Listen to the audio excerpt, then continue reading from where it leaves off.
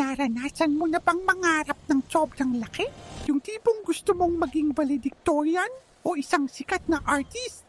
Pero sa isip mo, saan ako magsisimula? Nakaka-overwhelm, di ba? Isipin mo na lang, ang pangarap mo ay isang malaking aspiration bar sa The Sims. Pag sobrang laki, parang ang hirap punuin, kaya ang utak natin nagkakaroon ng tense moodlet.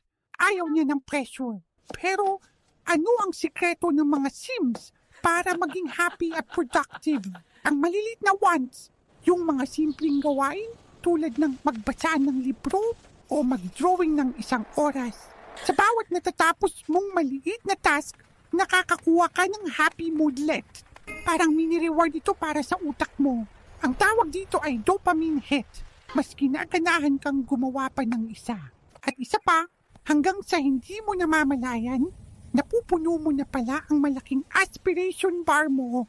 Kaya at sa susunod, huwag kang matakot sa malaking goal. Hatiin mo ito sa maliliit na Sims wants. Anong maliit na hakbang ang kaya mong gawin ngayon? Gawin mo yan. At panoorin ang Plumbob mo na maging bright green.